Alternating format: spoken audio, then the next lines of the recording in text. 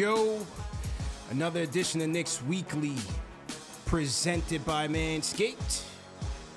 This is the weekly recap show where we go through the good, the bad, and the ugly. That was the week that was for the New York Knicks. Knicks go 2-2 in the week, 17-20 on the campaign, 11th seed in the East. Is it still time? Is it still time? Let's talk about it tonight. We made some roster moves. We got some reinforcements on the way back. So let's get into all of that, man. Hit that thumbs up button for you boys. Hit that like button. Hit that subscribe button. If you're a diehard Knicks fan, if you're a diehard NBA fan, number one show for the fans by the fans. CP the Franchise here. Alex Retaris, the Stratocaster. JD Sports Talk in the building. All right, let's go. Salute to everybody in the chat. Once again, hit that thumbs up button for you boys. Tough week for the shorthanded Knicks. But we making some moves, some roster moves. All right? So some roster moves. It may not be what you were looking for, but nevertheless, there were some moves made today. First and foremost, the Knicks acquired Denzel Valentine in a 3-team blockbuster trade between the Knicks, the Lakers, and the Cleveland Cavaliers. And a part of that trade, they did acquire Valentine from the Cleveland Cavaliers. They got the draft rights to Wang Zaiyin and Brad Newley, players who are not expected to be a part of this team in the future. And as a part of this move, they did waive Wayne Selden to make room for Valentine. And Rajon Rondo went to the Cavaliers. So blockbuster trade that the Knicks got involved in. And then within minutes, they did waive young Denzel Valentine. So once a Knick, always a Knick. You know, he wasn't here long enough to come to the cookout, but that's all she wrote for Denzel Valentine. Now, to make room for Valentine, they did take according to Bobby Marks, they did take close to a $900,000 cap hit on the Denzel Valentine waiver, but they will get about $1 million from the Lakers as part of that deal. And then, they will pocket $1 million as part of that, but then they also get $1.1 million from the Lakers, and then subtract that by, the days that Valentine was on the roster, and that's how much they will net out. So a business move for the Knicks, a transactional move. Seems like Brock Arlo was bored, as some people would say. Brock Arlo was just playing with the calculator and just got to work. So that is where we are with that. And then they also signed Ryan Arcidiacono to a 10-day contract. That was announced a couple days ago by Shams. But Shams also said that Arcidiacono could be staying. So I'm not sure if these moves were made in an attempt to pay him after this 10-day contract is up. We'll see. They still do have a full-time roster spot available. Maybe that's what these moves are made for, and maybe that's why that spot was opened up, because Shams reported early that he may have some staying power. 6'4" guard, started his career with the Chicago Bulls, fellas. Villanova product. There's your point guard. Yeah, there's our point guard, right? Averaged about 4 points a game, 2 dimes on bench minutes, 37% from 3.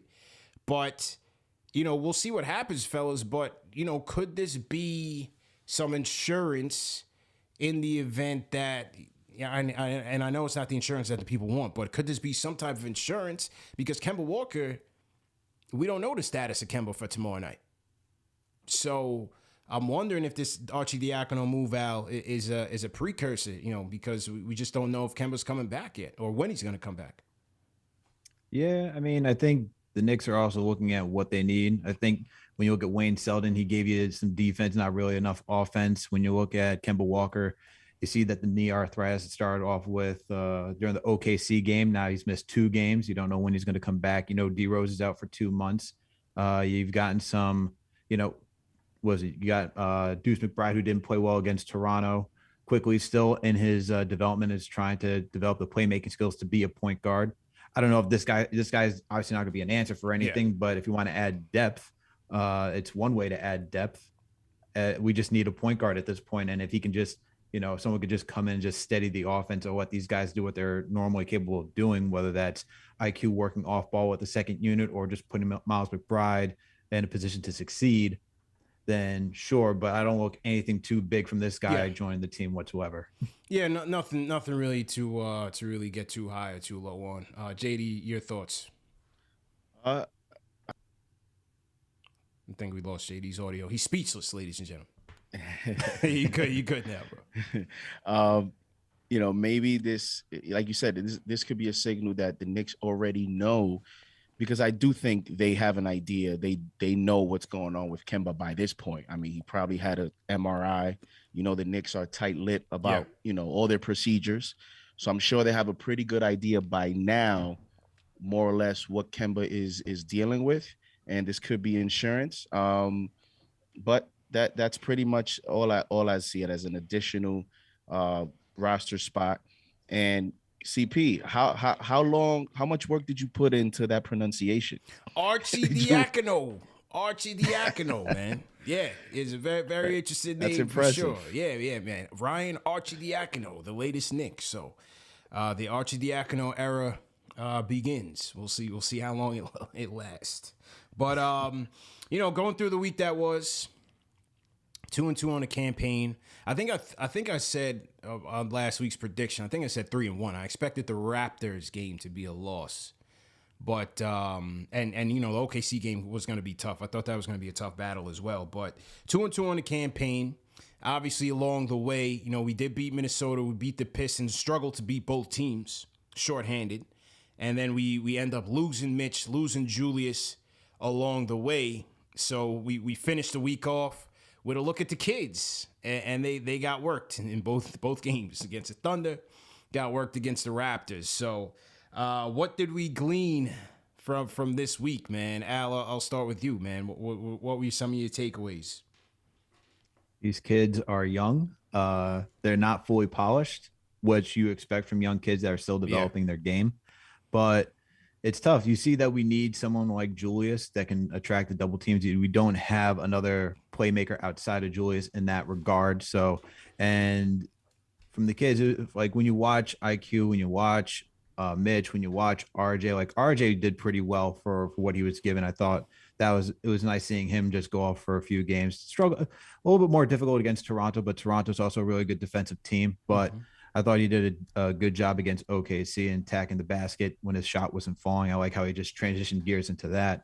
But overall, you see that when you get these kids, it's just a little difficult when they don't have enough time. They're still working on their game. There's a lot for them to just improve on as just players. But one thing that I'll say is that at least for the most part throughout those games, there was good ball movement. They played as a team. But otherwise, you just see that you need Julius Randle on this court, and that he really brings a different dimension for this team. Even though he hasn't been playing well, he's been struggling this season. Yeah. We can acknowledge that. He's still the guy for this team, and you have to acknowledge what he brings to the table. No question. JD, how about you, man? There seems to be a lot of confusion now after, the last two games I'm noticing in terms of where do we go? What do we make of the last two games? And for me, I mean, I said when the breaking news and, you and ICP went on, I said, don't be surprised if you actually see the value of Derrick Rose more than actually Julius Randle with this specific group. Because I know a lot is being made now of, Julius Randle and this, but at the end of the day, yes, we do need Julius Randle, but we need last year's Julius Randle. Need last year's. That's fine. That's fine. We get Julius Randle back, next week or so. Yeah. And it's like, but that doesn't mean that all thing is well. There's still issues there. So I think with this current young group, Derrick Rose was actually more valuable for their play. And you saw it in terms of the point guard position, the inability to just create shots, putting that pressure on Miles McBride, on Emmanuel Quickly got those opportunities. And I think, some of his weaknesses in that respect got a little bit exposed. So, I'm looking, hopefully, I think the story is we need a point guard, regardless of play the kids, go Randall, whichever direction, you see exactly what this team needs. They need a dynamic playmaking point guard. And that is the reason why when Julius Randle plays, it's frustrating to watch him play sometimes, because we need that playmaking from him. We need the sound decision making from him, because he's the most talented player on our team at this point. Yeah. And so I think at the end of the day, whether it's one way or the other, you can see clearly what the missing pieces are for this team. And moving forward, yes, we do need Julius Randle back, but that doesn't mean that we need him back and playing the same way he was before.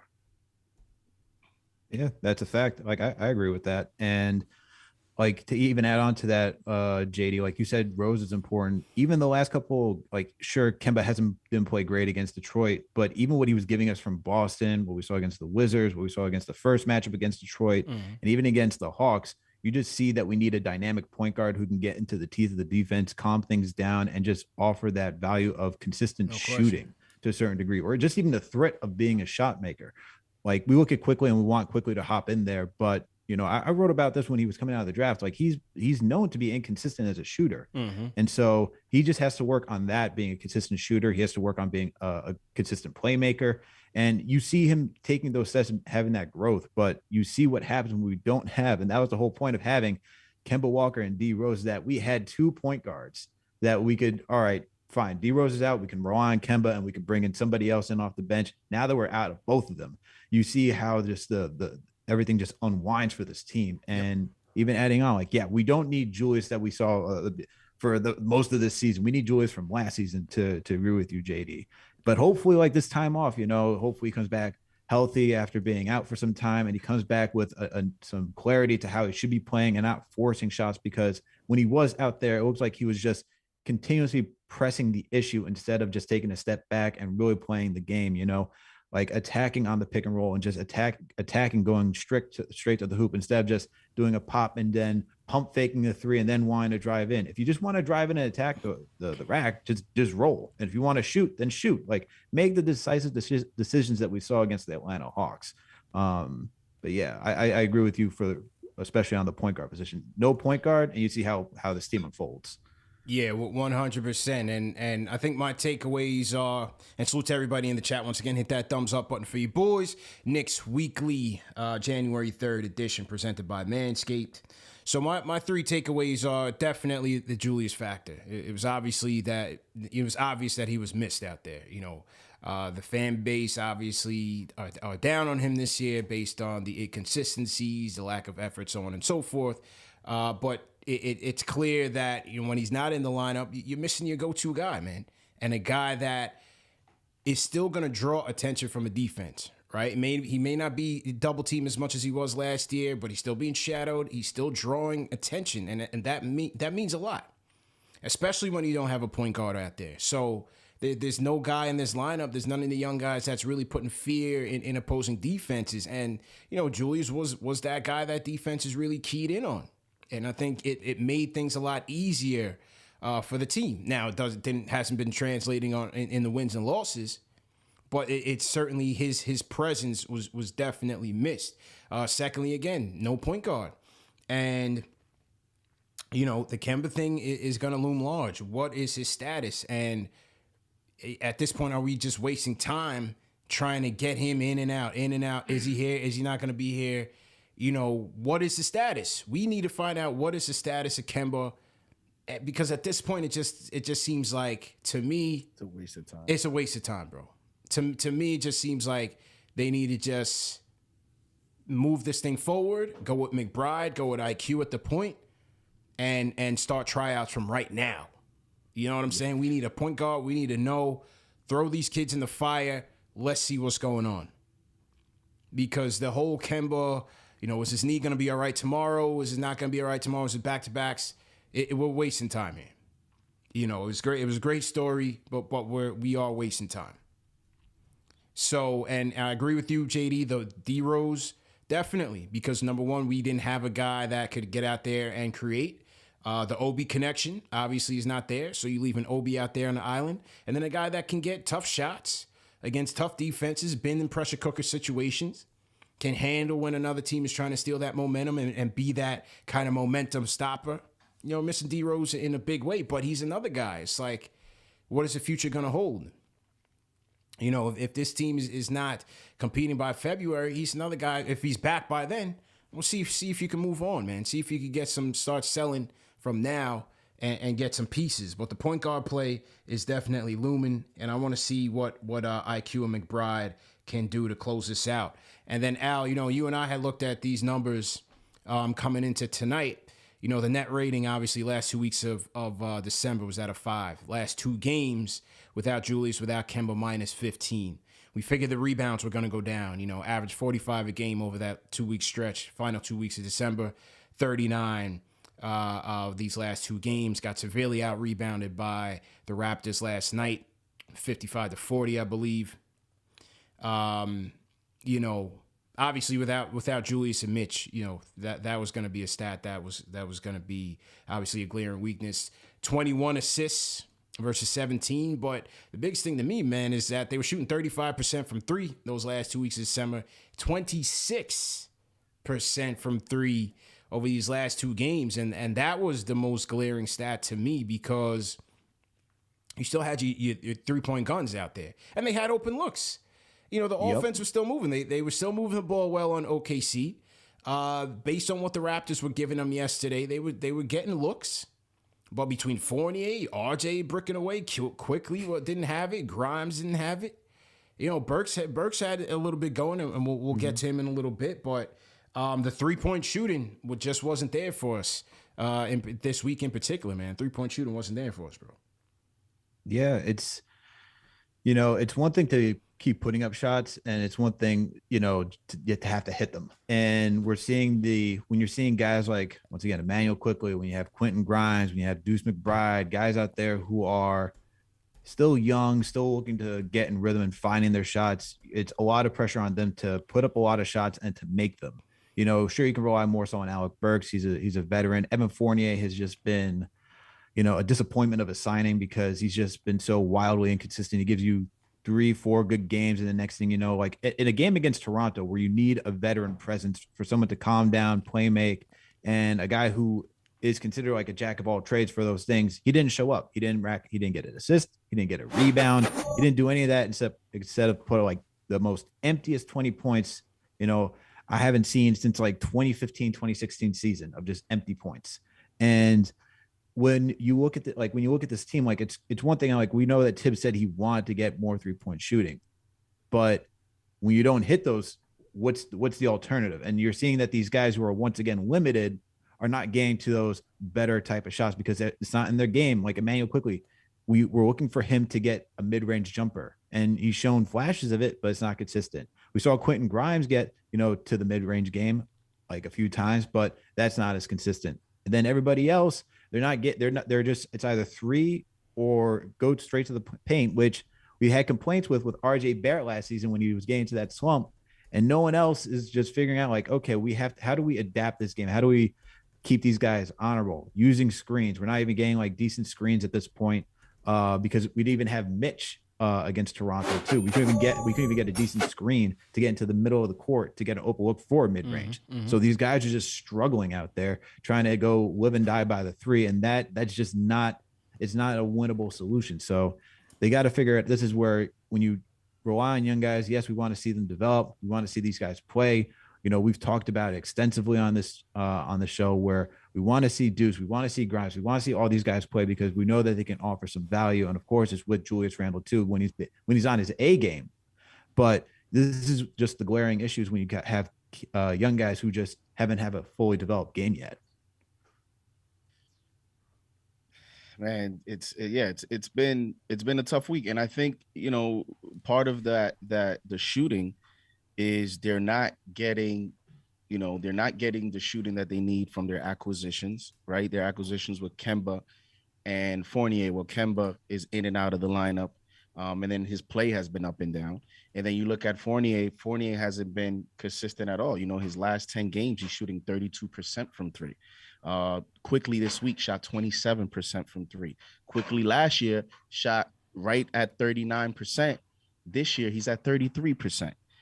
So when you look at the acquisitions and additions to the players that were already here last year with Quickly, with RJ Barrett, like these guys have not taken the next step in that department.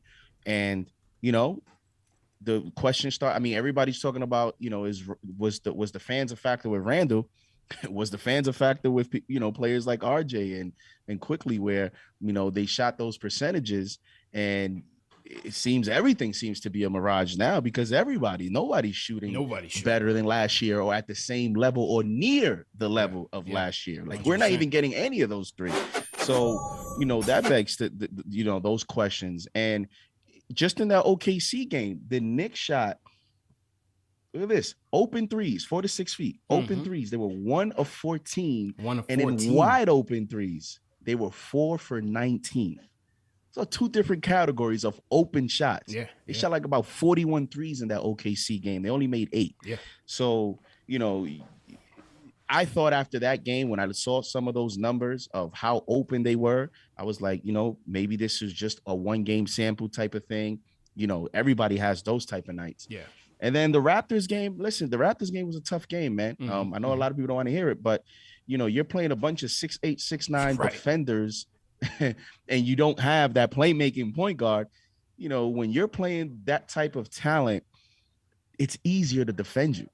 You know, and you're going to see nights like that where, you know, now we're relying on Grimes to hit threes. We're relying on McBride to hit shots. Like, this is where this team has, whether with Randall or without Randall, because we're not getting the productions from the guys we're supposed to, it's gotten to the point where now we're looking for the younger guys to provide that. And that's a problem. True story, man. Couple notables and interesting performances over these last 4 games. I thought, you know, with no Randall, the spotlight was going to be on RJ, and I was really keen on you know, seeing how he was going to perform in these games in being the lead dog. And there was some highlights, some lowlights. I thought highlights wise, he finished quite well in both games. You know, the OKC game and the Raptors game. I thought he was very aggressive in getting to the hoop. He was a good pick on Prize Picks, JD, in terms of free throw attempts, for sure. He was averaging almost 6 free throw attempts over this 4-game stretch. 28 points, 29 points in that OKC game, but only 23% from downtown, man. 1 for 5 from downtown. So that wasn't too encouraging. And then, you know, the lack of adjustments. You know, this past offseason was where he was working on his intermediates, you know, the intermediate jumpers, pull-up threes, pull-up jump shots, shots off as a step back. And, you know, only a 2-game sample. But for most of the year, that just hasn't really been there for him. And so I think that's the only thing that I was disappointed in with RJ was that, you know, when guys like Dort were slipping under those screens, he couldn't make him pay. He just couldn't make him pay. And so it was kind of all drives or nothing for him this past weekend. But overall, you know, another positive I saw from RJ was again, the playmaking potential was there. The playmaking potential was definitely there. He only came out averaging 2.5 dimes over the last 4, but I thought even when these guys were missing, there was still a lot of potential assists that he could have racked up, especially over these last 2 games when he had the ball in his hand. So I think that was encouraging for me in terms of how RJ was orchestrating some offense out there. Yeah, and I think for like RJ, I think what's rough for him is that this entire season to begin with for him has just been so up and down. You're talking about injury, you're talking about being out for COVID, you're talking about then having to find your role after being the second option last season. Now you have Evan Fournier and Kemba Walker. So now you've gone down the totem pole, and when you get touches, they've kind of made him like a spot up shooter, 3-and-D type of guy, which, you know, after last season, I understand that, but he also had a little bit more to his game last season where you had the snake dribble drive into the free throw line. He offered you a little bit more. And I think with the addition of those guys, it's been a little tough for RJ to get his footing. You know, it also goes back on him too, where he has to call for the ball and also has to like assert himself into that offense as well. Like we say, Evan Fournier just calling for the ball sometimes, he's just bricking shots. So RJ, why not just call for the ball and go get yours when you're seeing your teammate is struggling out there as well? but it's just been tough. And what stinks is that, because he's now trying to figure it out when everyone else is gone, it's now putting a lot more pressure on him to be that guy when he was not supposed to be that guy as of right now in that stage of his career. We don't know if he can even be that guy, but there's just so many more questions about RJ because of how the season has unfolded for him. It's tough, and you'd want to see him succeed next to Julius and everybody else there, but I think more so for him, the rough footing is because of how the season has already started and having to miss so much time to begin with. I've said from the very beginning of the season, in terms of, just tempering expectations of RJ and being, the evaluation of RJ just comes down to what are your specific expectations of him. If you're on the crowd that you expect stardom, you're probably going to be disappointed because I personally don't see that from RJ myself. But then, as I was saying, that doesn't mean that he can't become a solid player. My expectations were taking a step defensively, making sure that your three-point shot was still consistent and improving at the free throw line. He has not done that. He's at 70% from the free throw line. That's a decrease from last year, 74, 75%. And finishing at the rim is still an up and down issue for him, especially when he's facing, kind of longer defenders and more athletic players at his position. And I know there's the argument of, exposing RJ to a bigger role offensively. And I think what you could have happen with that is his statistics will increase. His opportunities definitely will increase. But will that result in him becoming what everybody wants him to become? Yeah. In other words, that's why I've said that, a lot of people want him to be the playmaker.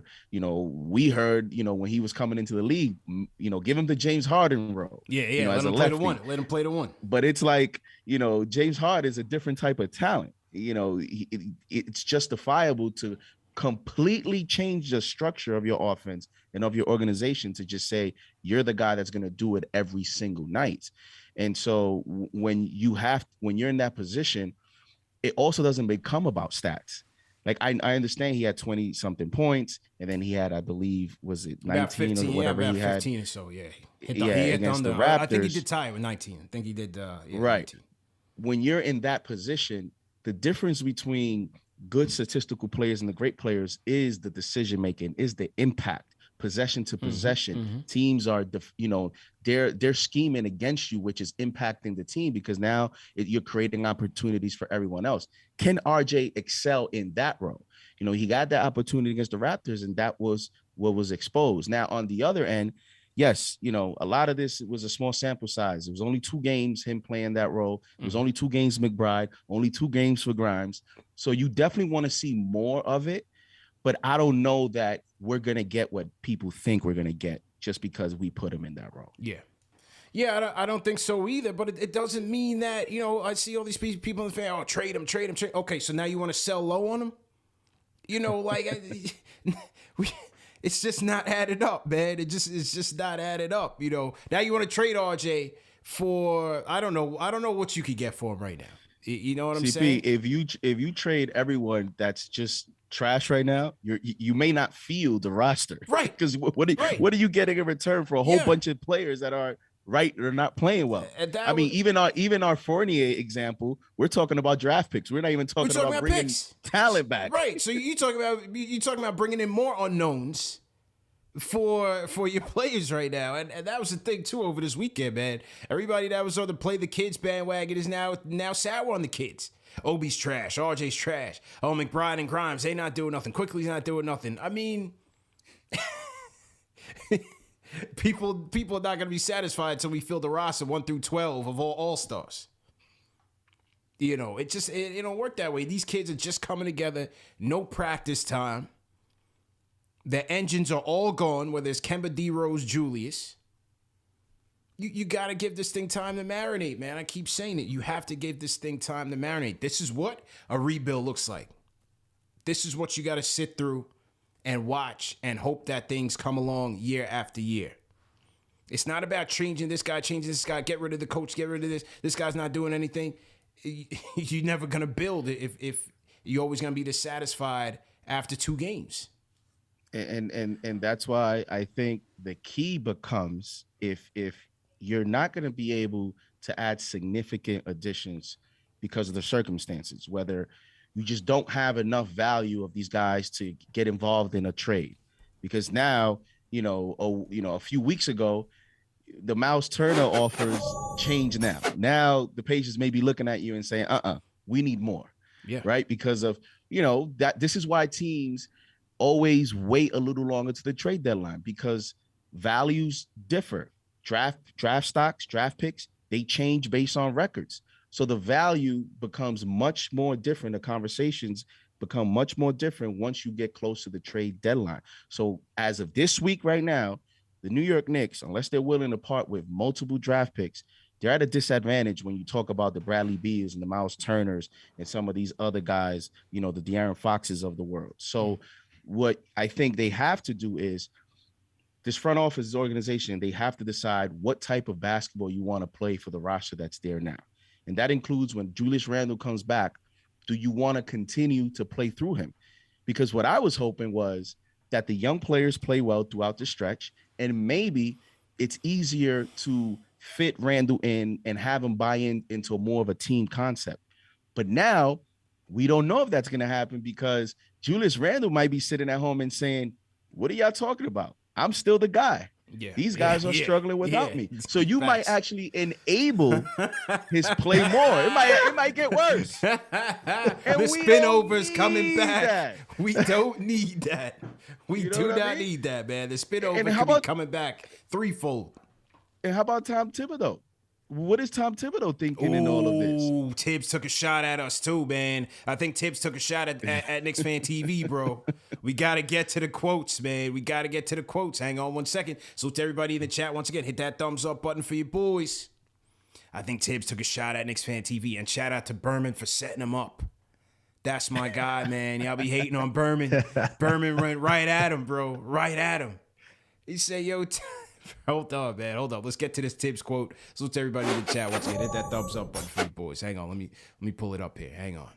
I think Thibs was talking to us. All right, hang on. This was Berman. And the thing is, it's and that's. Hang on. Let me start this over. All right. Yeah, Tom, I mean, Julius is taking a lot of heat on social media, and now you don't have him for 2 games, and the team really struggles. I mean, does it show how much of a cog he really is to you guys? He's a terrific player, and the thing is, it's and that's the day, it's the day and age of social media, and that's what social media is. You try not to pay attention to it because it's really meaningless. Whether it's praise or criticism, doesn't really matter. It's really what matters is what we think, and so we know how important it is, but it's like the backup quarterback. Everyone thinks the backup should start until he has to start. And so, hey, Julius is a terrific player. Derek's terrific. Kemba's terrific. But guys are going to miss games, and when they do, there's terrific players on our bench. Get in there and get the job done. Tom, I mean, Julius. Shout out to Berman for putting his feet to the fire. I think Thibs, he took a shot at us, and I think he threw a sub at Obi. I don't know about us. I think that might have been for Ari and Jay from Florida. Yeah, that might have been for Ari and Jay from Florida. Thibs like turning on the show. He's like, every time I turn on the show, I hear Ari going These off. These guys are complaining all the time, bro. Like, what's going? Yo, maybe that's why he played Obi 45 minutes. My guy Sean texted me. He's like, yo, did Obi really play 45 minutes yesterday? I was like, hey, maybe Thibs is trying to show you something, man. Making a statement, man. And I take offense to the backup quarterback. All right. As a Jets fan this season, we had the Mike White era. He's in the Hall of Fame right now. As a Jets fan, how about as a Giants fan? We're talking about Jake Fromm and Mike Glennon. Oh, yeah. Oh, oof. Don't even get me started on that, man. I had a 0 QBR this week for the first time ever. Well, for the Jets Nation, they had a whole Mike White, but this is I won't get onto a whole Jet spiel. But when you listen to it, I don't totally disagree with them. Like, the players shouldn't necessarily be listening to us. They should be focused in on what they're trying to do. I mean, we've seen players come out on social media and then they kind of lose focus, and then they also just get so sidetracked and they're trying to keep up an image and everything. No, I like that team that I saw last season. So I hope the Knicks aren't necessarily listening to us on a nightly basis. Yeah. Hopefully they are tuning in on sometimes, but I want that team that's all about ball, that just wants to be in the gym, working hard and playing, that we saw last season, where you get Player Tribune's article about everyone rallying with Julius Randle to the gym, looking for an open gym in the town. That's what I'm looking for. Mm-hmm. So I don't disagree with Thibs on that front, but shout out to Berman, man, for asking Thibs for us. Berman knows what time it is, man. Berman definitely knows the time. I mean, on the Obi front, look, I thought, again, I think the roast thing hurt him. It was good to see him get extended minutes out there. I thought he had some bright spots. I liked how he looked yesterday against Toronto. I think we should be looking to have him face up a little bit more in the post. Try to get him attacking the basket a lot more. I think his energy is definitely on point. Obviously, not getting on the turnovers and not getting on the boards is going to hurt him in the transition game. But I thought Obi looked okay, JD, past couple of games. I liked Obi's activity out there, man. You said it. I thought he looked okay. Thought he looked, solid. But nothing, as I mentioned when we were on live, we were like, again, temper your expectations of Obi throughout this period of replacing Julius Randle, because to me, this should be more of a learning experience for him than it is him trying to, replace Julius Randle's role or even statistics. Yeah. And then again, it's still, even if today people are like, you see, I told you, Obi is not that, and Obi is this, and Obi needs to do that. Well, it's still good information to know, because when he's playing 45 minutes, you're able to see in extended time what are areas that he needs to work on, instead of us having to figure it out in 11 minutes, right? So, I'd rather see him get these 30, 40 minutes so we can actually see, wait, was he involved enough? What type of plays were run? Were plays run for him? Is he not aggressive enough? Is he soft? It gives us the opportunity to see this. And I think you clearly see that he needs to me, have a more of an aggressive mentality, because Obi, it seems like if he doesn't have the point guard, or he doesn't have the system to where we're calling plays for him, I don't know that he's going to be a guy that in the middle of a broken play is going to go in the post and say, give me the ball. Right. Amari used to be great at that. He gets a lot of Amari comparisons, but I don't know so much other than athleticism, because Amari could get the ball at the free throw line, and from the free throw line, he could pivot. He had great footwork and get to the basket. I don't know that Obi has that. And I'm still waiting to see what does he have from a, offensive repertoire standpoint, to just go out other and get than tips, dunks, with the ability to hit the occasional three. So good experience. And listen, he's a player that right now needs some personnel around him, and he probably needs a little bit of a more redefined offensive structure as well, so that you can maximize his skill set. Needs a point guard, Al. Needs a point guard, man. We've been saying it since we drafted him. If you don't have the point guard, you're not going to see him maximize his skill set. Assisted on 83% of all makes. 80% at the rim, 83% at the mid-range, 100% of his threes were assisted. Yeah, he's just not he doesn't have the capability, which is why Thibs goes with Julius for so long, who can just command the ball.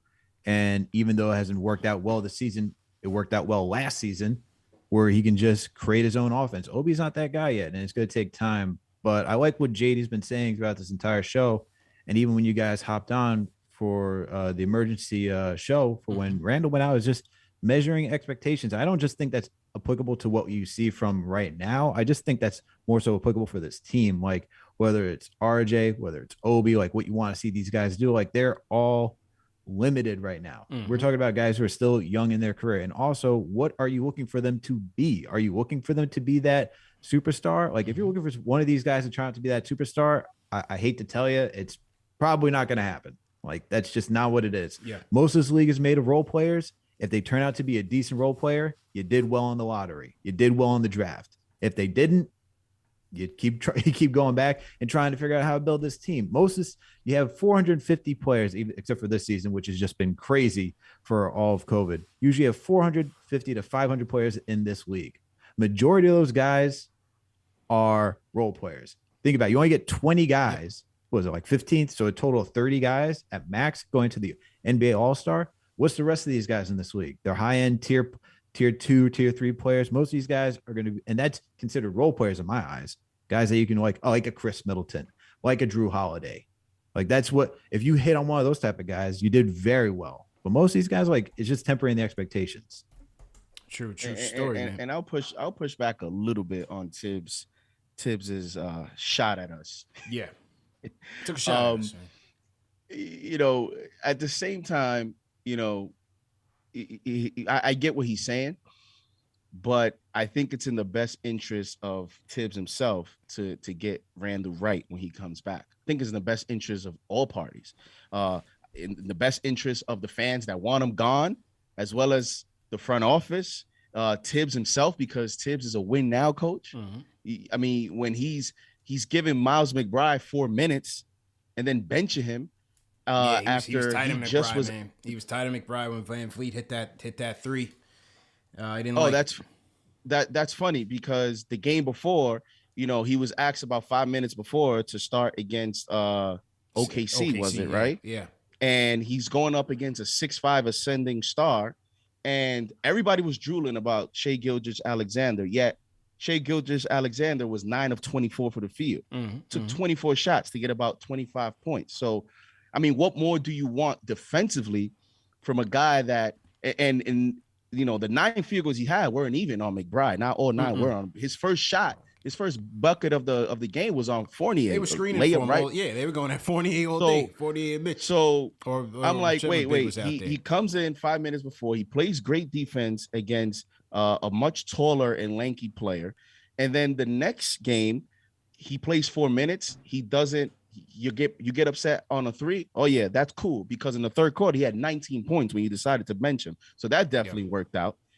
So I just want, again, the same accountability, same patience that you have with Evan Fournier and Alec Burks and Julius Randle and Nerlens Noel. When you're starting Nerlens Noel over Mitchell Robinson, I want the same patience. Can we have the same patience for 2 games for McBride at least? Yeah. I mean, the accountability that doesn't apply to Julius as it does with everybody else. And that's what I'm saying. J. Cal had a great comment. Thibs is a great coach, but if we are in rebuilding mode, does that mix? Does that match? Because what that will mean is Thibs is going to continue to manage the team this way, where the young guys are going to have a short leash and the veterans are not. And so I don't know if, as an organization, that's what you want to look for if your goal is to develop your young talent. Because how do you think McBride felt after that? I mean, I don't care about the whole. Listen, I'm from the 80s. Was born in 88. I'm a 90s mentality guy. Mm-hmm. I'm about, listen, suck it up and you play. But you have to adapt. Today's player is not the same way. These guys are sensitive. They take things personal. They it's a whole different thing. The NBA to me now is more of a business. So when a player's going out on the floor, he's like, well, if I miss this rotation, this coach is going to start going off on me and take me to the bench. I don't know that you're necessarily developing the player the right way that way. Not saying give him 40 minutes, but man, just give him a little bit more time. Tough love for McBride, man. Let me hit the reset button real quick. Salute to everybody in the chat. Once again, hit that thumbs up button for you boys. Knicks Weekly presented by Manscaped. CP the franchise here. We got my guy JD Sports Talk, Alex Ratarsa, Stratocast in the building. Full panel tonight. I want to shout out, speaking of J Cal, shout out my guy J Cal, Jason Calcanis, drops a $100 super chat in the chat. He says, Thibs is a great coach. We are in rebuild mode. All love, fam. Shout out to J Cal. J Cal, I saw you were starting on the slopes, man, out there. You're going doing your thing out there, J Cal. So happy New Year to you. And much love. Appreciate the love. Okay. We're going to go to the phones a little bit. We're just wrapping up the weekly recap, the good, the bad, and ugly that was for the New York Knicks. And before we get to the player of the week, just on the whole, Thibs thing and where we go with the rebuild, JD. I mean, this is why I say, at this point, it just seems like, even when we get these guys back, we're getting Mitch and Sims back this week. We're getting some reinforcements. I don't know what happened to Noel. Noel's been in COVID protocol for like 12 days now. I'm not sure what's going on with him. But, hopefully Randall is coming back soon. But even still, maybe, Rose in a couple weeks, it doesn't seem like this team has it this year, man. And people want to say it's early. We're in the 11-12 seed. We are, 3 games. If you want to consider the play-in tournament, we're a half game out of the play-in. 2.5 games out of the 6th seed. We are still in the running for a respectable seeding, but it just the inconsistencies of this team just doesn't seem like they have it, man. And people want to point to last year and say, well, last year we made the run at the end. Well, every year is different. And now they've gone through a fairly easy stretch in the schedule. They do have, a couple of winnable games if they get some guys back. You have the Pacers game this coming week. You have 2 games in Boston, San Antonio. But then you got Dallas. You got Atlanta. You play Charlotte. Home against the Timberwolves, who you expect to be at full strength. It's not going to get any easier, man. And then they still haven't gone on the West Coast yet. That starts in next month, starts in February. So I think it's between now and that time, they're going to have to figure out what they want to do, man, because if things aren't improving, that's why I say I look at Burks, I look at Rose, check the trade market. Check the trade market on these. I'm a Burks guy. I'm a Rose guy as well. But if we're just I'm shocked you're not saying build the franchise around Burks. Yeah, I mean, look, man. I'd like to see my guy go get a ring, man. Go get a ring. If he's the final piece to helping the Lakers get it together, get Russell Westbrook out of there. Maybe it's Alec Burks they need in their pairing with LeBron and Melo. That is the key ingredient for the Lakers. Let him go win that ring, man. Maybe he's the missing piece to toppling Golden State. Get Westbrook out of there, get Burks in there, and send us a first-round pick in like 2028 whenever they got one. I don't know. But all I'm saying is you're going to have to look into this, man. Because this team just seems like they're stuck in the mud, bro. They just really seem like they're stuck in the mud right now. And then is Thibs going to be the answer for a rebuild? No, I don't think so. Thibs is a guy, he wants vets, and he wants to win. So it may not fit. When you see him, after a Grimes or a McBride, a young player, half the games that they've had, I don't know that some of these vets other than Burks have. I don't think Fournier has had a game like Grimes had against the Bucks. I don't even know if Fournier has had, well, he did a few times against the Celtics, but we were there, man. Opening night, Fournier went crazy. Yeah, right. But other than that, we haven't seen the consistency from them. And then when you have a young player show you kind of the defense that you need, which he's been looking for, which has still surprised me that, these young players bring him more of the energy and effort. I think moving forward, the best course of action for me is you have to get Randall right, not just getting him back, but getting him back and getting him right. Gotta get right. And then you have to mix it up with the young guys. The young guys have to get minutes on a nightly basis. They don't have to get all the minutes.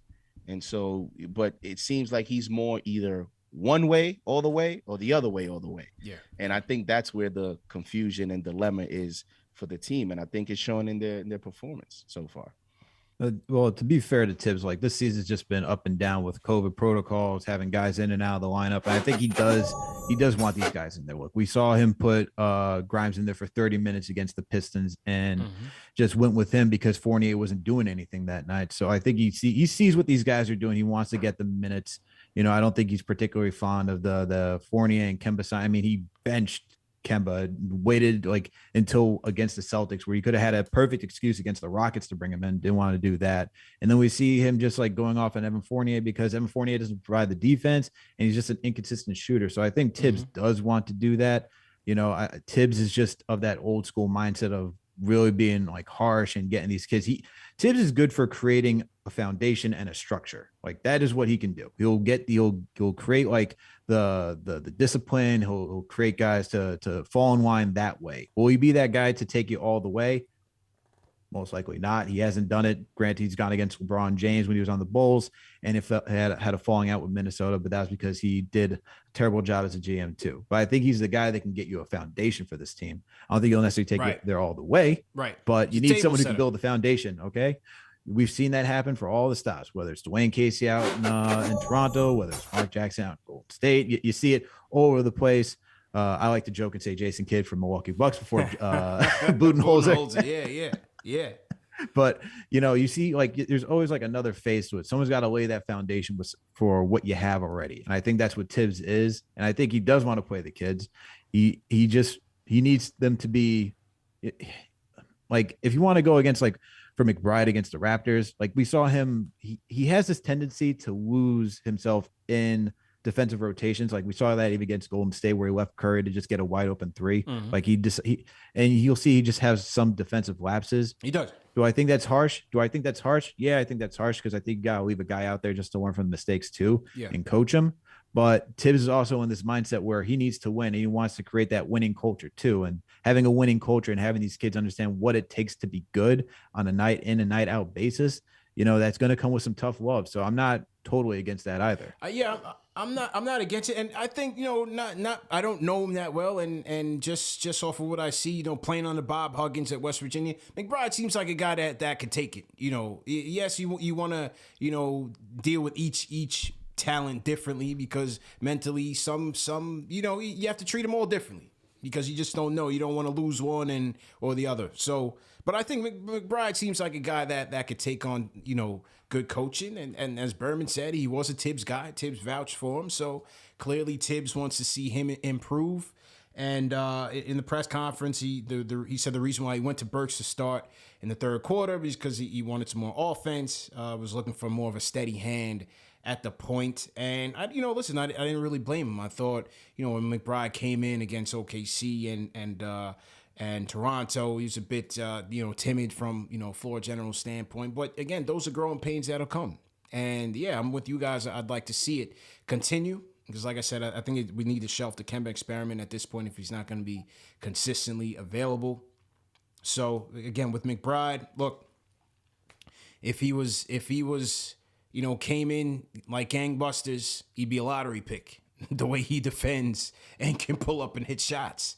Clearly, again, these guys have holes that they need to work on. So that's all a part of growth and player development. Let me hit the reset button once again. So to everybody in the chat, hit that thumbs up button for you boys. Knicks Weekly presented by Manscaped. CP the franchise here. Alex Rotaro's JD Sports Talk. If you guys are new in the chat, leave us a hashtag new and we'll shout you guys out. We are going to get to the phones in a little bit.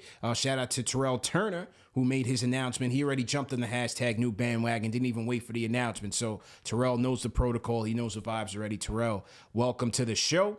As usual, people, this show is presented by Manscaped. Fellas, it is 2022. The ball has dropped. No pun intended. And listen, man, some of you guys got New Year's resolutions. New year, new me. You know how that old cliche saying goes. But look, Manscaped is really about it, man. Go out there, get that lawnmower 4.0. And you're really going to be a brand new person, man. The 4.0 comes with, the skin-safe technology. Great skin-safe technology, man. You definitely want to make sure that you cut down on those nicks and, make sure you take care of your crown jewels there. So skin-safe technology, very important. Comes with the LED light. So, you can do it in the dark, whatever you guys are into. You could also use that as a flashlight, double up as a flashlight. It's got great battery life, man. My guy, Sean Shepard, hit me the other day. He was like, bro, I got my lawnmower 4.0 and literally just charged it one time. And yeah, it's got great battery life. You could charge it on a wireless charger or a wired charger. It's waterproof as well. So it's really a great deal. And then, once you get the lawnmower 4.0, you got to continue with the full package, man. Like I always say, you got the ball deodorant. Just get out the shower, throw that on, you're good to go. Boom, boom, boom. Allie just got married, so be careful with that. If you're on the run, you might not have time for the ball deodorant. You got the ball toner, just a little spray. Take care of that. Go to happy hour. You're good to go, man. Take the ladies home. Then they got the body wash, shampoo, and conditioner. These are new products, new in stock. So From head to toe, Manscaped is taking care of you guys. Over 4 million satisfied customers. And as usual, man, they take care of our viewers. Go to manscaped.com, enter promo code KFTV for 20% off plus free shipping on your order. All right. I will say the body wash is very dangerous. It is very dangerous. So make sure to use it. Yeah. In limited doses. JD, show off the travel bag. He's flexing the travel bag tonight. Let's go. Let's go. See, so the travel bag, that comes with the Performance Package 4.0. He's got everything in there tucked in and tidy. He's ready to go. See, JD, if he's on the road, he's ready, man. He's never caught lacking. Never caught lacking, man. Not gonna catch me slipping. Yeah, not gonna catch him slipping. Yeah, JD got the travel bag ready for you, man. Flex. You couldn't see it, but my Manscaped's actually in the back charging right now. There you go. No outlets in the bathroom. There you go. Outlets in the bathroom, unfortunately. So it's charging in here. Yeah, no doubt, man. No doubt. So, yeah, manscaped.com, promo code KFTV. They do ship to the U.S., Europe, Australia, South Africa as well, Singapore. So go ahead and get that going. Papa Left said CP low-key invented Manscaped. Logic Sir says JD got an overnight bag. D-Ro fly JD Wildin'. Listen, I'm trying to tell y'all, man. They take care of you, man. Go ahead and get that Performance Package 4.0. You get your boxer briefs, the travel bag like JD got. They take care of you, man. Shout out to my guys at Manscaped for sure. I want to shout out Johnny Suave. Said $10 super chat. He says, before we have any talks about trading Randall, we got to look at getting him better help. I don't think we'll trade Evan Fournier this year, so trade Noel, Burks, and a pick for Miles Turner. See, I think Indy's going to want a lot. They're going to want more for him. I wouldn't say a lot, but I think they're going to want more than that for him. And Noel's good to nobody right now. So you selling them a lemon, you trying to get rid of Noel. I think Noel's going to be one of those guys. You just got to wait till after next year, and then you clip him from that team option. Noel's just going to be one of those expiring deal type moves. And he won't be expiring until next year. So. Yeah, I think you just wait until after next season and you cut ties. And there's no way Rick Carlisle is looking at Nerlens Noel be like, yeah, man, I want you to come back home. Come on. Yeah, right. All right. Rick Carlisle is going to be like, I want Mitchell Robinson. Yeah. And that's what I want, not Nerlens Noel. Yeah, they don't want that damn Nerlens Noel, and the tricky thing with Mitchell Robinson is whoever gets him, you want to invest in him, right? Mm-hmm. Like, what's the point of, like, Mitchell Robinson is going to be a key piece in any trade.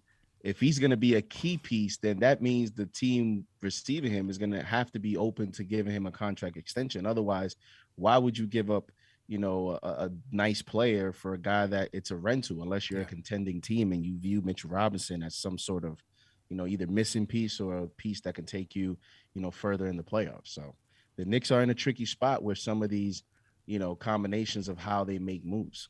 True story, man. Shout out to PCN, Team #New, Dwayne Piper. Welcome to the show, man. Everybody else, definitely appreciate the support. Let's hit that thumbs up button, get those likes up. Let's break the YouTube algorithm for sure. Okay, fellas, we didn't get to our player of the week. The player of the week, and it was tough. That's how great the week's been. This is the furthest we've gone, we've gone on the show until we announced the player of the week. We did not get to the player of the week, but he is none other than Mr. Alec Burks. That's right, people. Yes, Alec Burks, the player of the week this week. 15 points per game, 3 rebounds, 2 steals, including 5 last night in Toronto. A team high plus minus of plus 20. Burks Hive stand up. Even when things are down, my guy Burks is still getting it cracking, man. Career high 34 points, tied it up. Won the game in Detroit, saved us from embarrassment. So I think he gets player of the week just off of that. But shout out to one Alec Burks. Oh, man, it was tough, man. It was tough. It was like deciding between RJ, Burks, nobody. You had some viable candidates there. Based on this week, but shout out to Burks, man, for just staying ready. That's all I could say. Anything on Burks, fellas? That's just your guy, CP. I think we found your shirt too. There was a I love Alec Burks t-shirt flowing around on Twitter, so I think that was yours. Yeah. I mean, I yeah. think Alec Burks, as as I mentioned, he shot 64% from three this week, Mhm. almost 54% from the field. So, not only did he have the 15 points and a couple steals, he had 5 steals against the Raptors, but he shot very efficiently from the field. And as we move forward, can he become that Marcus Morris if the Knicks are just in this up and down thing where maybe a team is willing to give you another late first round draft pick? Because I mean, he would be pretty good on the Phoenix Suns. I'll tell you that, because I'm sure the Phoenix Suns are looking at that Golden State Warrior team, Yeah. and they're saying They wanna like, add some oh, depth, man. when Clay comes back, we may need to add another, sort of, versatile wing player. He would be good on the Bucks too. So, I think if Burks can continue this play, he's gonna have his off nights, just because I think we play him so many minutes that sometimes you overexpose some of these role players. But again, he could be a contributor on a contending team, and I think he's in a grand scheme of things for what we've asked him to do. Really, when you really look at it, from the moment he's been here last year, he's had a good Knicks career. I think he's had a good Knicks career. I know we have fun with him and all that stuff, but I don't think if he goes to a contending team, he's gonna have the responsibilities that Thibs puts on him on this team. Yeah, so, he can. I think he's played very well.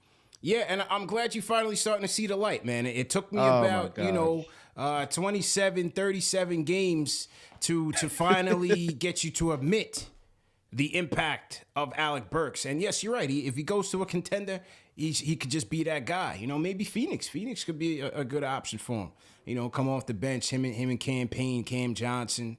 That'd be a nice little unit. I definitely like to see that, man. I rock with Burks in the playoffs, man. But no, you're right. In all seriousness, I think he could have that, Mook Morris type of, trade value. And again, something that the Knicks should look into, because I just don't see much progress or much promise in this season. Well, could be wrong, but I just don't see it with this team. This team doesn't have that spark this year. Yeah, it stinks though. Like, the tough part about moving him though is that if you think, like, you have Derrick Rose, Julius Randle when he's on, and then Alec Burks would be like that third guy who's in that sphere of just creating his own shot and not needing anyone to do it for him. And we don't have many of those type of guys on this team. There's not a lot of guys in that starting unit that can do it on a consistent basis. And for as inconsistent as Burks is, he's definitely up there for one of the guys that you can rely on to get a bucket, especially when it comes down to the fourth quarter. Like, fourth quarter Burks is a thing for a reason. It would just stink to move him, because I think, like, I get wanting the draft value. Like, if he keeps playing like this, sure, he could probably net you like a late first round from a contending team like the Phoenix Suns. Mm-hmm. But when you're looking for the development of players and you need to just help them, like, it also helps having players like that who can just allow them to be successful in their current roles and what they offer to this team. I think taking him away may actually, it could even hurt some of the young guys and like their development. So it's like that touchy balance that you keep going back and forth, like, which veterans do you want to keep? Who's going to help the guys that you want to grow on this team? Because if you start removing pieces of that puzzle and adding guys in situations that they're not comfortable within, sure, you can make dimes out of it and guys can rise to the occasion. Yeah. But at the same time, like, what's your philosophy on that? Like, how long is it going to take until you see that come true? Or do you want to just keep this guy like Alec Burks around so that way you can have these guys go off into like the offseason like on a good note, instead of feeling like they're down on themselves, as JD was talking about, like, from a mental standpoint, and then they can just work on work off of a good season. So that's just the balance I think of. That game in Detroit, when he did that little like tiptoe on the baseline, oh my God, with that reverse layup. My guy Ron is right, man. Sometimes my guy Burks still be kind of moving like 23 out there. I can see why he had like those eyes coming out of like college. Why some people thought he had kind of star potential, because he has these. He plays with a little bit of a swag, like he's the superstar. He thinks he's nice. Yeah, he thinks he's nice. And so sometimes he plays a little lax, but he has these plays where I'm like, ooh. But don't get too hyped, CP. Relax, chill. So, I know you loving all this. You love this segment. You're just watching the highlights as I'm talking about. I just hit the rewind on the highlights, bro. I just hit the rewind. That little baseline, little reverse was kind of fly, man. I tell you, sleeping on Burks, man. All right, let's get to the phones. Wrap up with the calls, and then we got to get to the Instagram question. But let's get to the phones. Got a couple in here. Let's go to JJ from Brooklyn. JJ, what's going on? Yo, it's good, fellas. Happy New Year. How's everyone doing, man? Good. How you doing, bro? Good. Chill, man. Doing well. A couple points, man. First, the thing that's bothering me with the team right now is we're not only mediocre, man, but we're soft. Like, everything is just easy. When we're defending, everything's easy on the perimeter, in the paint. Like, there's no physicality, man. You know what we need? We need, like, a dog. We need, like, a Pat Beverly, someone who's just a little dirty, a little over the top, a little grimy. You know, remember the play last year with the Suns when Peyton, remember they stole with like 30 seconds left, up like 20, and they shot a three, and Payne just like shoved him while he was in the air shooting. In the stands. Yeah, now they're teammates. Yeah, but Crowder, I was like, yo, that was a little cheap, but I was like, yo, I kind of like it. You know, that was a little grimy. You know, like we're just soft. We have no one who's tough, man. No one who's gonna give you that hard foul. No one that's like, you know, when this guy's on the court, you know, you gotta have your head on a swivel. We're just soft, man. We just need toughness, man. Someone who's a little extra, you know, a little dirty even. I'm not saying you want to hurt anybody, but someone who's just, you know, that doesn't mind getting into you a little bit, you know. And then I want to make one point with RJ. The thing with him and Fournier, too, it's at the wing, man. Like, in today's NBA, you need guys who are, like, athletic, guys that are going to beat you off the dribble, finish at the hoop, you know, could get up and down on a fast break really quickly. Like, they're both just too slow, man. They're both, like, stuck in the mud. With RJ, at times he's looking like slow-mo from Memphis. Anderson, he's like the lefty slow-mo. It's just like, bro, you're 21. You're like, it's like, yo, you're 21. You're like, how are you so unathletic? And just, where are the hops? Where's the quickness? It's just like, I know I'm kind of known as an RJ hater. Like, I'm not saying he's a bum, but, like, I just don't see a huge upside. For a third pick, you need more than 15 and 5. You know, and with bad efficiency, and you know, my last point. So what happened in the OKC game when he dropped almost 30? Yeah, that's once out of every 10 games, no, man. I mean, bro, he played a better defense, man. He played a better defense in Toronto. I didn't expect the same performance. Toronto's a way better defense than OKC was. Yeah, he was okay. He wasn't bad versus Toronto. He wasn't bad, but that's a I don't tough think defense, you know man. he had some sloppy possessions. He's sloppy with the ball too, man. Offensively, you know. Like, I just don't see for a third pick, you know, I mean, you just hope you're going to get more. It's just a little disappointing. He's regressing. We got to call it what it is, you know what I'm saying? Like, he's just regressing. My last point, I hope you guys could talk me off the ledge. I know I'm just probably overthinking it. But if these vets aren't it, some of these young players, I like some of them, don't get me wrong. I like them a lot. I like Obi, Grimes, McBride. But it's just like, I don't think we have like that dude or even the other dude. So it's like, where are we going? You know what I'm saying? Like, where do we go? Where you're going is you play the games, and if they're good enough to make it, they make it. If they're bad enough, they don't have the talent. They go in the lottery and go get the talent. That's how you build. Right. It might not be here this year. It is what it is. You go into the lottery, you go get something else. Yeah. See how he fits. This draft looks kind of mediocre though, man. Well, this is why we pay the front office the big bucks. You got to get your scouting on and right. Keep plugging away. Yeah, I know you were talking about the schedule earlier, CP, but I was looking at I was reading. Nick's got the second hardest schedule remaining. It's going to be tough, man. It's going to be. Yeah. It's not going to be, you know. So but that's it, man. You guys have a great rest of your night, man. Thanks for taking the call. Yeah. Appreciate the call, man. Appreciate it. Ah, man. You guys gotta have patience, man. That's all I can say. I keep saying it day in, day out. Like, everybody's looking for our draft picks to turn into, you know, Ja and this guy, that guy, this guy. Maybe they will later. Maybe they won't. This is all a part of wait and see. But you don't just get rid of them after 2 games because they're not showing you something. That you don't want to do. Oh, man. We down bad, man. We are down bad. It's that time of year, folks. It's that time of year, man. I mean, let's see what we could do this week. Maybe we can sneak in a few wins, and I think at this point you're looking at this week because obviously we're looking, this is Knicks weekly. It's not Knicks yearly. Yeah. Knicks off season. So for this week, I think you're trying to, see if you can potentially even try to go 500 and hope that you could get Julius Randle back and see what you can do then. Like I said, I think the plan should be, get Julius right and play some of the young guys around him, because at the very least, if all things fail, you're getting information from your young core on, who is developing, who is not.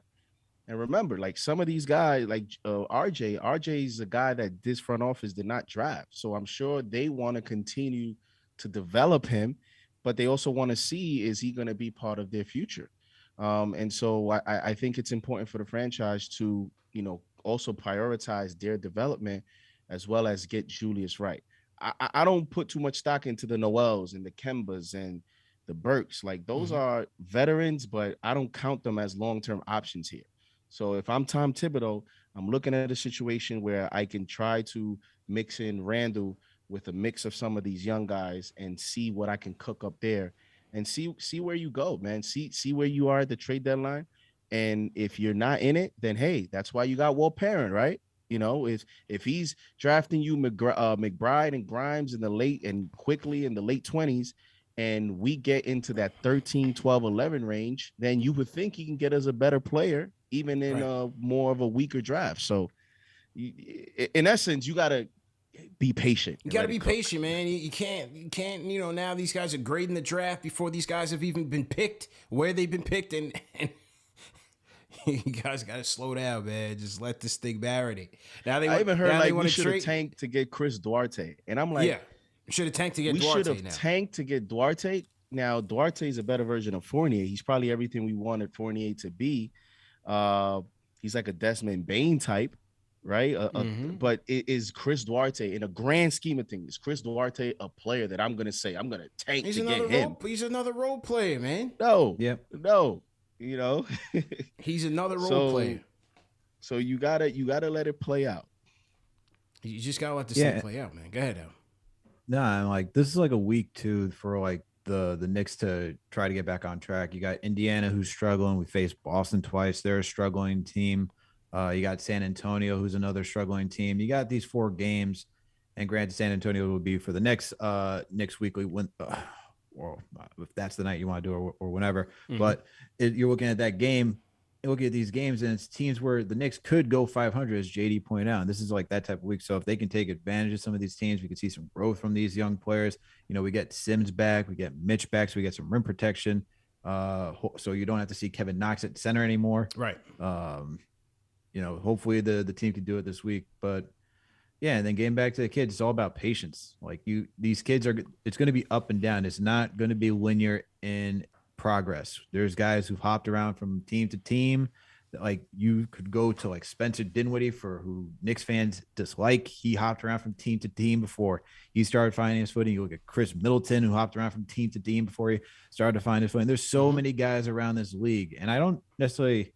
And even touch on JJ's call, like touch on like the athleticism. You don't need to be the most athletic guy. There's a lot of guys who aren't even necessarily that athletic that get to their spots. You gotta they be just crafty, know how to get to man. their spots. Yeah, and just know how to be crafty to do it. So if for RJ, that's what he would have to be, is just be a more craftier player. We've seen there are guys out there who, we can, if you want to go top end, Kawhi Leonard is not the most is not the fastest guy on the court. He just knows how to get to his spots. Yeah. If you get guys who have feeling quickness like Zach LaVine, very rare, but you can see guys who are in the league who just know how to get to their spots. So that's all I got to say. So first off, Fred Katz says NBA disapproved Ryan Arcidiacono's 10-day contract. Sources say after 2 Knicks exited health and safety protocols today, one was released, bringing their total in protocols down to 2. Knicks could still sign him to a regular 10-day contract later this week. So maybe that's what they'll do. So basically, because Sims and Mitch are due back, I guess they couldn't sign him over the COVID hardship exemption. So I guess maybe they'll sign him to another one. The NBA just does not want us to solve the point. They don't want it. They don't want us to win, man. Just when I thought we had the problem solved, now it's disapproved. It's Chris Paul all over again. Yeah. But here's what I want to say though. For the fans that are saying, we've been waiting for 20 years. We've been waiting. You can't expect this regime. Forget about the past. This regime is this regime. You cannot expect this regime to come in and solve all the problems and mismanagement of previous generations. You have to forget that. You can't just expect them to come in and just, go from 0 to 100. The NBA doesn't work that way. It does not work that way. Now, we have these conversations all the time. Have they made the perfect moves? No, they haven't. Have they made moves that set the franchise back? No, they haven't. So let it play out. Let it marinate. But you can't, we've been waiting for so long. But this is a new regime. This is second year in of the rebuild. First year was success. They overachieved. They made the playoffs. They tried to build on it. It's not working so far. Now let's see how they pivot. Will they pivot? Are they going to try to add more? Are they going to try to peel it back? Let's see before we just say these guys are terrible. Jay from Florida's calling in. They're fool's gold. They're this, they're that. Oh, maybe they should have put all their chips in the basket to go get Lonzo and DeRozan. Is that going to make us a contender? Nope. I mean, could make us a playoff team. Yeah, it'll make us a nice team. It'll make us a nice team. Not a championship contender. Right. So then when you... That's the main point of their cause. So when you look at it... championships. Right. So then when you go through the whole thing and you go back, then the fans are going to be like, oh, we wasted all this money on these guys and they got us nothing. And that's going to happen in Chicago. Watch. Right? They put their money in Lonzo, in DeRozan. They're going to put it in Zach LaVine. They put it in Vucevic. Now you got to hope that Pat Williams, Kobe White help fortify the supporting cast. And they're a good team. They're at the top of the East. There's no doubt about it. They are a good team. What happens in the playoffs, we'll see. And will their bench be strong enough to sustain it? We shall see. Strange things have happened. I don't see it. But what I'm saying is you can't just expect this regime to come in and just turn this thing around in 1 year, 2 years. I don't know, man. Pam Peter says we should have tanked last year. Well, if you go into last year with Reggie Bullock and Alfred Payton on your team, like Vegas said, you're expecting to win 20-something games. You know what I'm saying? Last year, okay. People want to look at last year's roster like it was a dream team. Like look at who we had. When you look at the actual draft results, I'm looking at. I mean, listen. I think Cade is going to be a very good player. I think he's going to be an all-star player. You see that Pistons record this year, I think Cade, Evan Mobley could be franchise changers. I think Scotty Barnes is up there, top, but we would have had to be up there. Mm-hmm. In other words, we tank. We're in the low end of the lottery. You're talking about Chris Duarte. You're talking about Murphy. Mm-hmm. Are those guys franchise changers? So in other words, did we miss out on a talent unless you were going to tell me we were getting like a Jalen Green, Cade Cunningham, Evan Mobley? Evan Mobley, to me, may be the best player in that draft. He's going to be a superstar. And that's the tricky thing about the whole tanking thing is if you don't get that guy, it's like, right. It's tough. And they changed the lottery rules. The odds are different. We went through a 17-game win season. We didn't get Ja. Thank God we didn't get Zion, but we didn't get Ja. Ja was the guy. So now we got RJ. We had the worst record. Check out what the Pelicans' record was that year. They jumped up 4 spots. They jumped up 4 spots to get the number 1 pick. And a lot of people are saying Darius Garland. That's fine. But I'm telling you, man, in that draft, it was Ja, or I guess Zion, because he had to be number 1. Yeah. Those guys are it. Mm-hmm. Those are franchise-changing guys. Right. Ja was it. Darius Garland is excelling now, but that's also after they made the Jared Allen move, the Evan Mobley addition. Right. You know, they're talking about because the subtraction of Colin Sexton has helped Darius Garland. So we're talking about, yes, a player has played better. He looks like a better selection than RJ right now, but there had to be a lot of stuff to fall in place for him to excel, which doesn't mean that would have happened here. And the difference between those type of players and the Ja Morants and the franchise changing players is these players can go anywhere and make an immediate impact. Like, you can see it. Right, Darius Garland, you needed to see some time, and now it's starting to put together. When you look at these Scotty Barnes, and I know he's in a good situation, but man, Scotty Barnes could go anywhere. You could see the obvious talent. You can see the talent in Ja Morant, like these guys. So the difficult part of this whole dilemma is if you don't hit, then you're another year into the same process.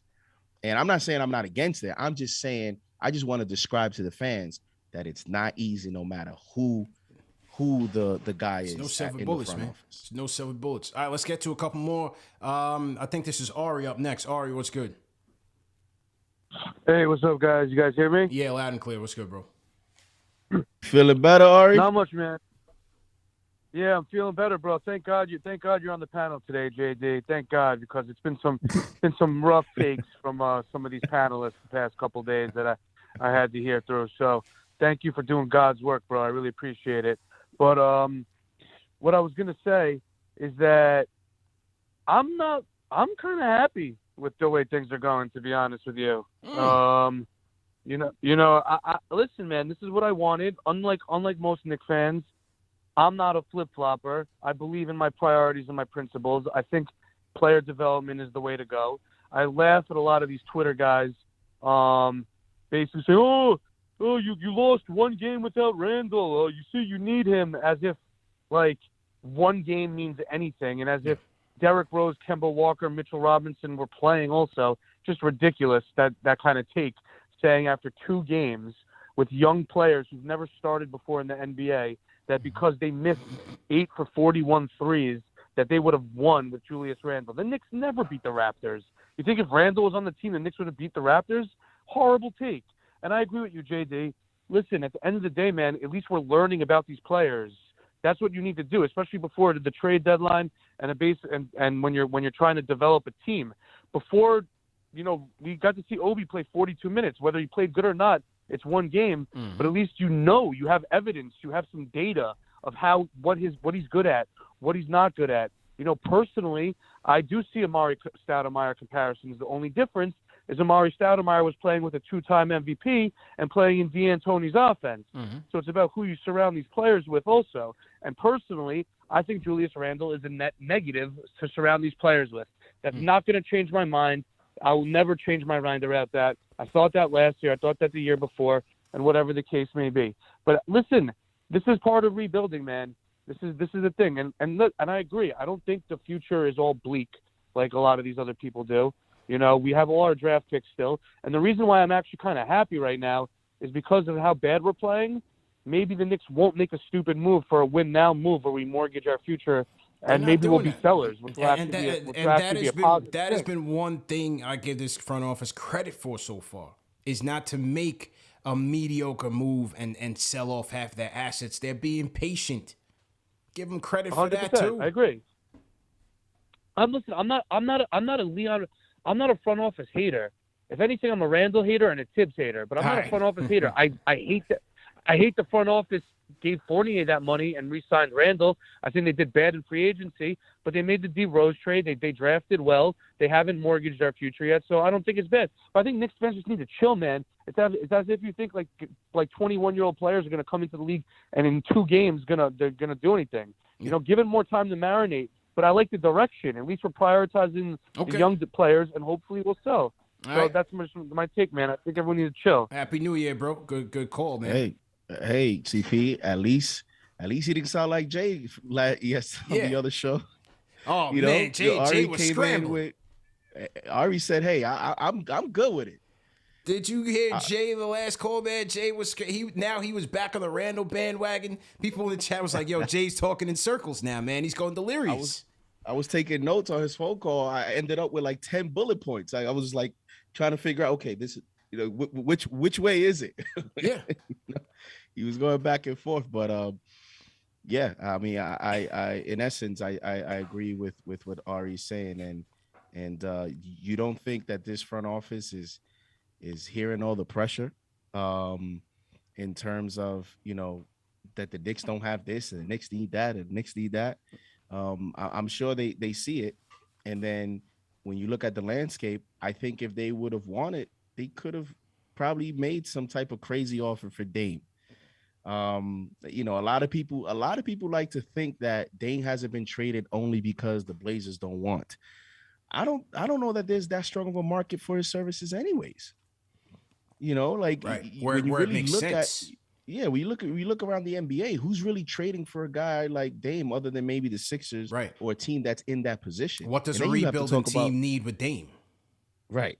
You know what I'm saying? And then, so it's I think, like, and I've always, I've said this, when they make that first move, Phil did it, with his ways, and that didn't work. Isaiah Thomas, Scott Layden, like when they make that first move, that's when we'll see what this really is about. That's it. Because I think right now it's kind of even hard to say what do they want to do?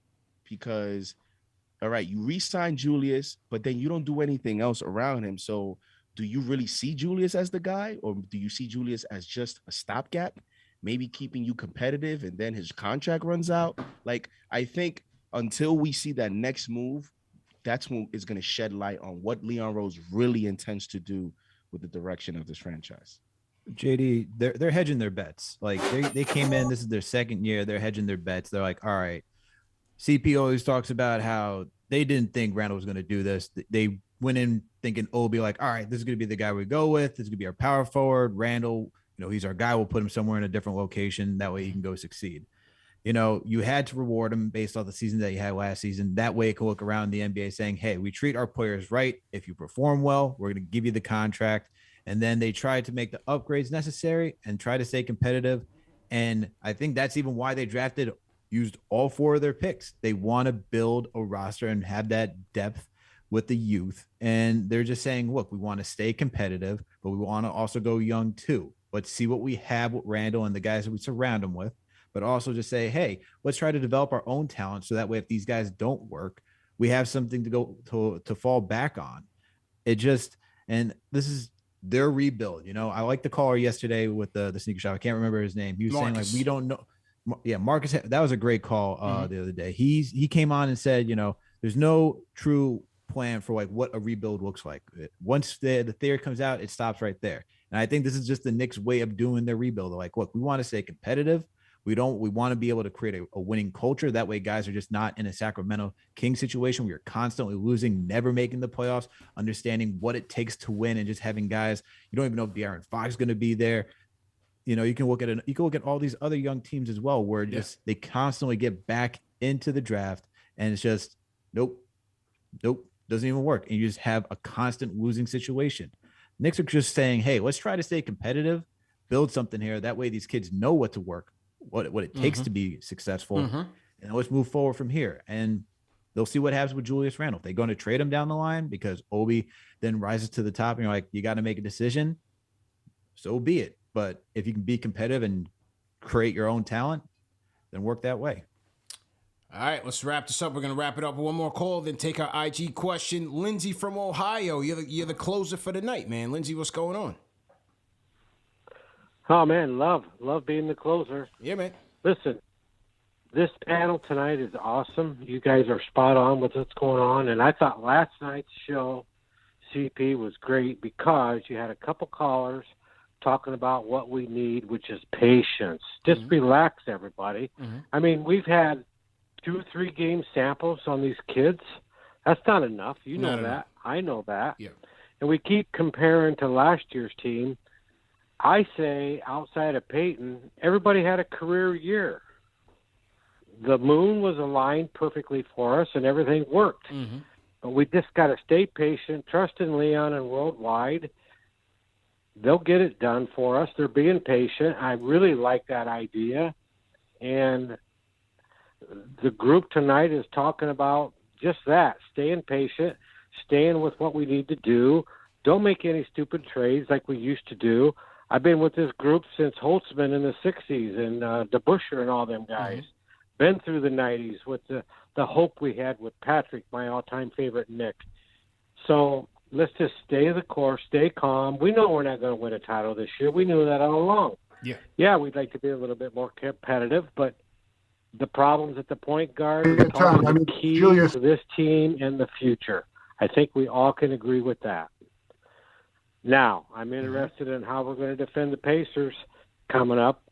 Are we going to defend Turner and Sabonis? That's going to be the key in that game. It's one game at a time, guys.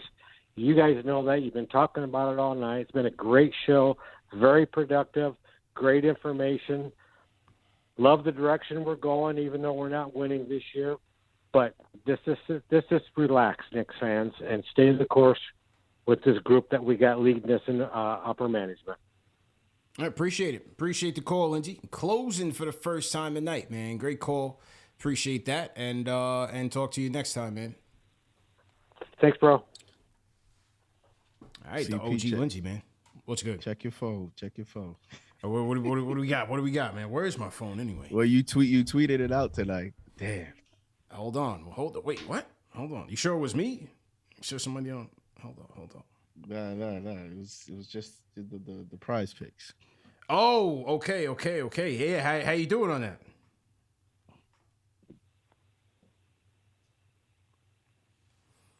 But Katie didn't hit, right? You had Katie. Yeah, that's it. I was so close. Wow. So what you hit? 4 out of 5. 4 out of 5 in prize picks. 4 out of 5. Still good, man. Still good. Shout out to Prize Picks, our sponsor for Knicks Post Game Live. $80. Okay. All right. Yeah, Prize Picks is tough, man. It's tough. It's a lot of fun, but tough at the same time. So, great job by you. Okay, let's close with the Instagram question of the night. We did a mailbag on Instagram. Make sure you follow us on Instagram, KnicksFanTV. Okay, so let's see what question here that we like. Okay. Here we go. Okay, question from Instagram, and this is from King of Queens Prophet. He says, where will our franchise point guard come from? Trade, free agency down the line, or homegrown? Al, I'll start with you, man. Trade, free agency, or homegrown? What are you thinking? Man, that's tough. I think it's going to be a trade, man. I think we're going to have to find – I think it's going to be someone through the trade market.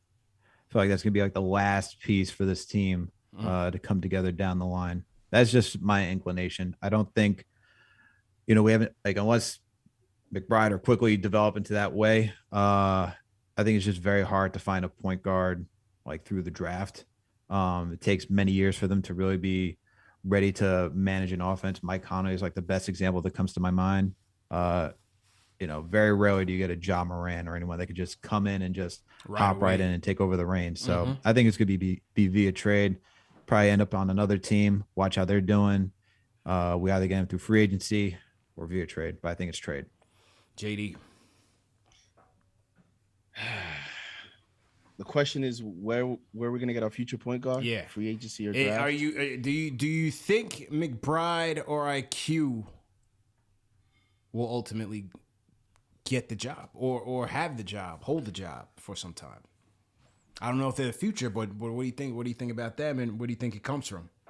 Well, I mean, I definitely don't think IQ's, because IQ hasn't gotten the job since, and you talk about all the opportunities he could have had to got the job. Yeah. I think the only time he had it was last year in like a 2-game spurt, against the Philadelphia 76ers. And I forgot the other team. He started for a few games and that was it. And so I think McBride has a better chance. The only way I could see a McBride being the future point guard is if we get a star player at another position and you have kind of like a Los Angeles Clippers, kind of Milwaukee Bucks, like one of these teams where your star player is at another position and he's such a dynamic player and usage player that you just need a point guard that can play defense and shoot. Now, if our star is going to come from that position and that's the way that our roster construction is, then I think it's probably going to have to come from a trade, maybe the Sacramento Kings, maybe the OKC Thunder.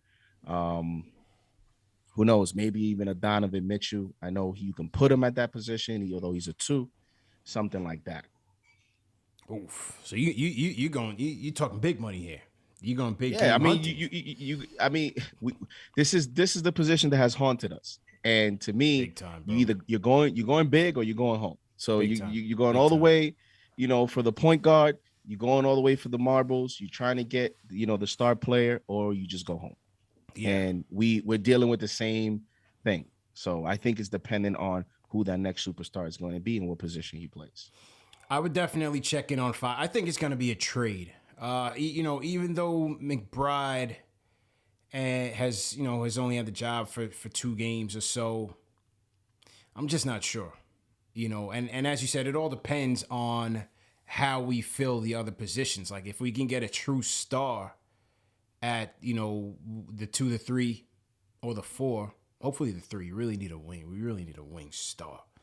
But if we can get a true star there, then you're looking at somebody that can really just play off ball, play defense, which is McBride's true role. I don't see McBride ever becoming that consistently get downhill and be the engine. I don't think McBride can be an engine.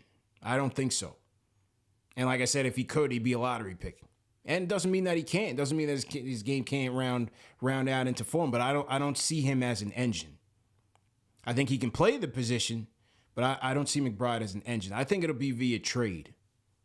Maybe it's Fox. I tell RJ, pick up the phone and tell SGA to come through. Give him a couple years. Tell him to come through. Hopefully they don't get like, Paolo or Chet Holmgren. You give SGA his franchise big, you know what I'm saying? Or franchise mate. But I look at SGA, I look at Fox, and hey, it's the spiders we can always dream, man. Does the spider want to come home? He has ties to the Mets. Will he ever get tired of Utah and ask out? But I do see it being a trade, because as you said, Al, I think drafting is just so hard unless you're picking at the top of the heap. It's so hard to get a guy that can come and be ready to play. And will this regime, whether it's Thibs or whoever, will they have patience to come in and develop a kid? That's another thing. What will the goals of the front office be by the time that comes around? So I think it will be via trade, whether it's sign and trade or just just getting some assets off and like a 90 seconds mid-season trade. So I think it will be a trade. And usually, like you said, if you're not at the top of the draft, like the very top 3, 4, maybe 5, you're at that latter end of the lottery. History says you have to be a little bit more patient with those players. So even if you were to draft a point guard, like just look at the Charlotte Hornets with James Bouknight. He was a player that the Knicks would have loved to have, but he's not getting minutes in Charlotte. And even if he were, he's a player that you would have to be patient with. Whereas with Cade is a guy that you're starting day one, so that's why the whole thing is it's tough, and it may have to come, via trade. And I know a lot of players are saying that, sometimes the Knicks players are overrated in terms of the way that we value the young players. Listen, I don't personally have an issue with giving up some of the young players for a Fox or a young star. But that's not really the way the NBA is working now. It's about the draft picks. So when I say it depends on the price, it's about the draft picks. Like that's the NBA has shifted now in that the players are a portion of it. But now when you see in some of these trades in the last few years with pick swaps for multiple years, you're already giving up 3 or 4 first round picks. And then they're talking about 3 or 4 more pick swaps. Yeah. I mean, it's going to cost to get. It's going to cost to get. You're not getting Fox. You definitely not getting Gilgeous Alexander, Presti without giving them for 30 picks. Yeah. Sam Presti's trying to field the football team out there. So it's going to cost you, man. That is a fact. Great show, fellas.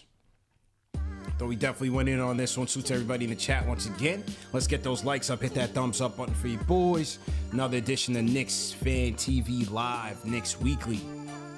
Tomorrow night we are back. Knicks versus Pacers. Post-game live is back. So remember to come back here. Number one show for the fans by the fans. Let me salute some of the super chats. My guy Michael Parker, $10 super chats at Salute Knicks Nation. Happy New Year, Michael Parker. He says, Happy New Year to all my Knicks family. In regards to RJ, I think my record has been clear and very consistent. But I wish the young neophyte well. Maybe, but I wish this will be his year. Maybe this will be his year. Aaron Vasquez says, Happy New Year, boys. Knicks fans got no patience making meals in a microwave instead of using the oven. The rookie deal is favorable for using the oven. No, the rookie deal is favorable for the team, too. Yeah, I don't know where my glasses is at. Let me throw my specs on here as I read these joints. All right, man. Yeah, you like that, right? All right. Davon Hudson says, Obi taking shots from Thibs. I imagine his family and friends feel that way. We can still turn this season around. Yeah, I wouldn't take it too personal, but yeah, gotta step your game up. Always gotta step his game up. John Fairley says there's no game plan for Obi. He stands in the corner most of the game, and the guards consistently miss him on cuts.